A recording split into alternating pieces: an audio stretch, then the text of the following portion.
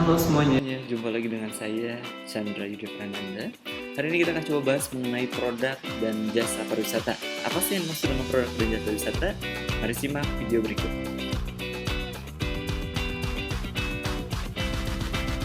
Jadi produk wisata adalah solusi yang dibutuhkan, diinginkan dan diharapkan oleh target pelanggan dengan bentuk pengalaman yang bersifat tangible dan intangible. Oleh karena itu, ketika kita membahas mengenai produk wisata, kita perlu paham terlebih dahulu mengenai apa konsep dari kebutuhan, keinginan, dan harapan pelanggan dalam melakukan sebuah aktivitas wisata. Kebutuhan pelanggan mengenai destinasi pariwisata adalah salah satu yang dibutuhkan oleh pelanggan destinasi yang mendasar dan terkait dengan pemenuhan keberlangsungan hidup dengan melakukan kegiatan wisata. Oleh karena itu, maka berbicara mengenai produk wisata, kita perlu mengetahui terlebih dahulu bagaimana konsep dari kebutuhan, keinginan, dan pemenuhan dari harapan pelanggan. Sehingga ketika kita sudah mengetahui apa kebutuhan dari wisatawan tersebut, apa keinginannya, dan bagaimana harapan dari kegiatan wisata tersebut, maka kita akan dapat memenuhi kebutuhan dari pariwisata. Dan itulah yang dimaksud dengan produk wisata. Segala sesuatu yang dibutuhkan oleh wisatawan, baik itu bersifat kebutuhan ataupun keinginan, dan itu diberikan kepada wisatawan. Selagi hal itu diinginkan oleh wisatawan, itu merupakan sebuah produk wisata.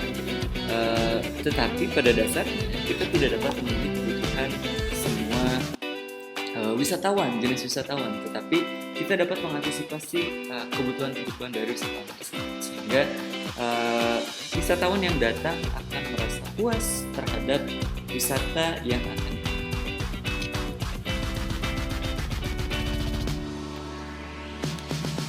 ya. Dan berikut adalah salah satu contoh mengenai konsep kebutuhan, keinginan, dan harapan pelanggan dapat dipenuhi, dan juga bisa dikatakan kebutuhan, keinginan, dan harapan pelanggan ini mempengaruhi terhadap produk wisata. Berbicara mengenai kebutuhan pelanggan, mengenal destinasi pariwisata adalah segala sesuatu yang dibutuhkan oleh pelanggan yang mendasar dan terkait dengan pemenuhan keberlangsungan hidup dalam melakukan kegiatan wisata. Dalam hal ini, saya mengutip teori dari Gibson dan Yanakis tahun 2002 mengenai kebutuhan wisatawan. Kebutuhan wisatawan berkembang secara konstan dan sangat berbeda antar individu. Oleh karena itu, para pemasar destinasi pariwisata harus menyesuaikan segala penawaran mereka secara konstan, pula untuk memenuhi kebutuhan, keinginan, dan harapan wisatawannya sesuai dengan usia, jenis kelamin, gaya hidup, pendidikan, dan pendapatan mereka. Jadi, dalam memformulasikan pariwisata ataupun memformulasikan destinasi pariwisata, pihak pengelola perlu melakukan formulasi dan juga perlu melakukan riset serta penelitian terlebih dahulu mengenai bagaimana cara untuk memenuhi kebutuhan, keinginan, dan harapan dari para wisatawan.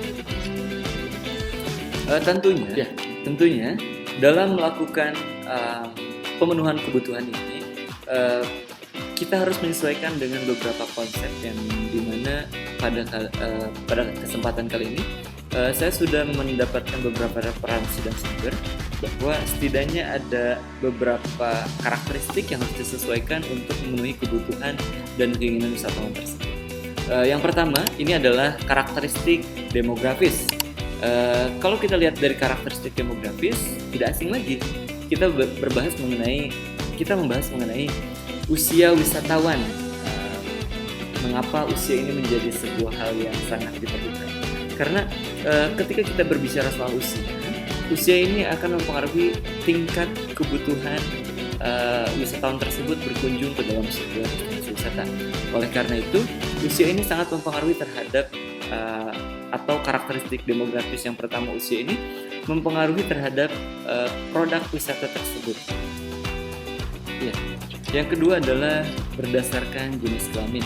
Jika kita lihat kebutuhan dan keinginan wisatawan ini tentunya akan dapat dibedakan berdasarkan jenis kelamin. Mengapa hal tersebut dapat berpengaruh atau dapat berdampak dari jenis kelamin terhadap kebutuhan preferensi dalam melakukan kegiatan wisata. Dan sebagian besar ketika kita bahas mengenai jenis kelamin pria ini atau laki-laki, wisatawannya cenderung memiliki resiko dan kesukaan terhadap hal-hal yang berbau dengan ekstrim atau memicu adrenalin. Sehingga ketika kita lihat jenis kelamin laki-laki dan perempuan ini memiliki perbedaan di sini. Dan oleh karena itu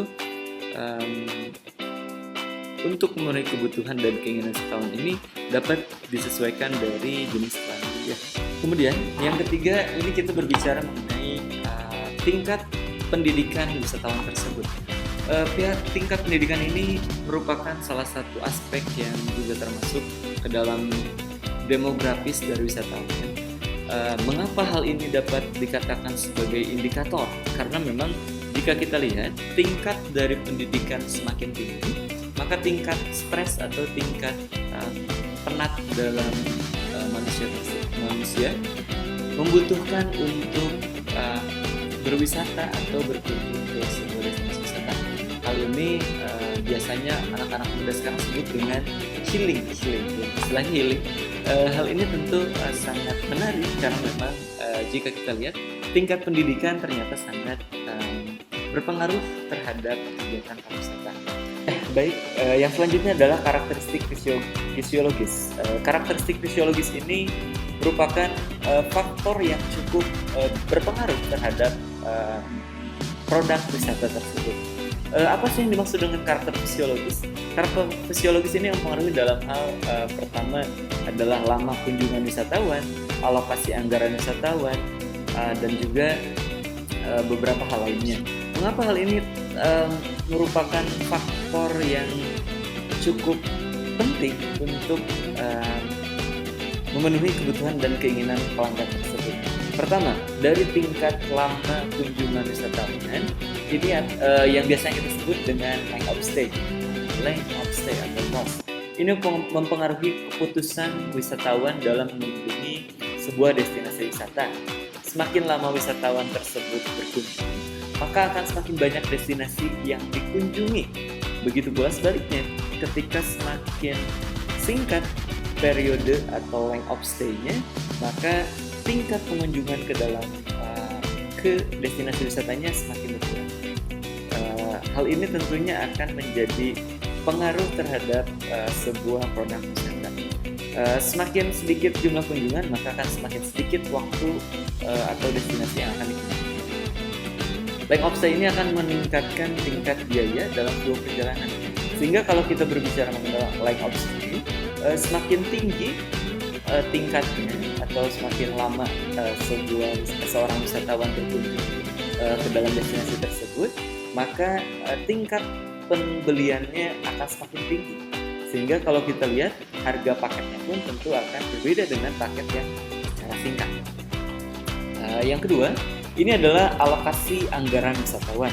Alokasi anggaran wisatawan ini akan menentukan kemampuan wisatawan dalam melakukan transaksi atau pembelian di dalam sebuah destinasi wisata. Ketika alokasi anggaran wisatawan ini rendah, maka tingkat daya beli dari wisatawan tersebut semakin rendah. Begitu pula sebaliknya, ketika tingkat kemampuan wisatawan tersebut semakin tinggi, maka wisatawan tersebut akan semakin mudah untuk membeli produk-produk atau membeli sebuah cenderamata dan lainnya. Ketika alokasi anggaran tersebut dialokasikan, ini akan mempengaruhi pola perjalanan. Dan kenapa kita sebut di sini pariwisata pun akan berdampak terhadap sektor yang lainnya. Nah, kalau kita lihat di sini, pariwisata ini tidak hanya berdampak terhadap sektor-sektor yang ada di dalamnya atau di dalam industri pariwisata, di antaranya adalah hotel, restoran, dan juga cenderamata atau souvenir shop. Tapi dalam hal ini, wisatawan akan mempengaruhi terhadap pola penjualan di UMKM atau masyarakat sekitar. Hal ini tentunya berdampak terhadap wisata atau yang kita sebut namanya adalah multiplier effect. Hal ini berdampak terhadap masyarakat. Itu yang dimaksud dengan multiplier effect. Ya, jadi itulah yang dimaksud dengan produk wisata atau pengertian dari produk wisata, solusi yang dibutuhkan atau solusi yang diinginkan serta diharapkan oleh target pelanggan untuk memenuhi kebutuhan dalam melakukan kegiatan wisata atau aktivitas wisata. Produk dan jasa wisata ini tentunya mempengaruhi terhadap tingkat kunjungan, sehingga di dalam sebuah pariwisata kita perlu memahami konsep mengenai produk dan jasa pariwisata. Produk dan jasa wisata ini merupakan sebuah hal yang tidak asing lagi, mungkin di mata semua orang yang paham dunia pariwisata, karena memang hal mendasar ketika kita mengetahui apa itu pariwisata, maka kita perlu paham juga apa yang dimaksud dengan produk dan jasa pariwisata. Produk-produk wisata dan jasa pariwisata ini tidak hanya mengenai karakteristik demografis ataupun sosiologis ataupun fisiologis, tetapi produk dan jasa pariwisata di sini bisa kita lihat beberapa contoh. Di sini intinya produk dan jasa pariwisata ini segala sesuatu yang dibutuhkan oleh wisatawan untuk memenuhi kebutuhan wisatawannya, berwisatanya. Produk jasa wisata dan jasa pariwisata ini diantaranya adalah hotel, restoran,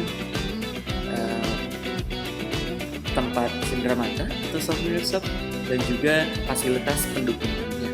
Hal ini diperlukan karena memang kalau kita lihat ketika wisatawan berkunjung ke sebuah tempat atau melakukan kunjungan ke sebuah tempat, maka diperlukan fasilitas penunjang pendukung lainnya untuk memenuhi kegiatan wisatawan tersebut di dalam destinasi tersebut, sehingga produk dan jasa pariwisata ini diperlukan untuk memenuhi kebutuhan wisatawan. Sekian video hari ini, terima kasih telah menyimak video hari ini. Sampai jumpa di video berikutnya.